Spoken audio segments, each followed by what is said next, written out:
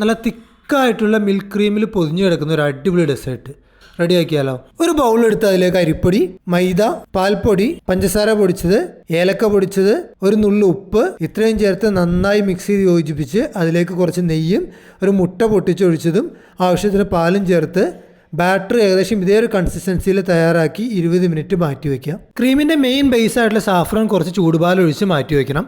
Saffron use ചെയ്യുന്നില്ലെങ്കിൽ ക്രീമിൽ ചേർക്കുന്ന ഏലക്ക കുറച്ച് കൂടുതൽ ചേർത്ത് ഏലക്ക ബേസ് ചെയ്തിട്ടുള്ള ഒരു സ്വീറ്റാക്കി മാറ്റാം. ചുവട് കെട്ടിയുള്ളൊരു പാത്രം അടുപ്പത്ത് വെച്ച് അതിലേക്ക് പാലൊഴിച്ച് പാല് പകുതിയോളം വറ്റി വന്നു കഴിയുമ്പോൾ കണ്ടൻസ് മിൽക്ക് ചേർത്ത് കണ്ടൻസ് മിൽക്ക് ഉരുകിയ ശേഷം കുറച്ച് പഞ്ചസാര, ഫ്രഷ് ക്രീം, ഏലക്ക പൊടിച്ചത് ഇത്രയും ചേർത്ത് നന്നായി മിക്സ് ചെയ്യുക. നേരത്തെ എടുത്തു വെച്ച് പാലിൽ കുതിർത്ത് സാഫ്രോൺ കൂടെ ചേർത്ത് ഒന്ന് കുറുകി വരുമ്പോൾ ഫ്ലെയിം ഓഫ് ചെയ്ത് അടുപ്പത്ത് മാറ്റി വയ്ക്കുക.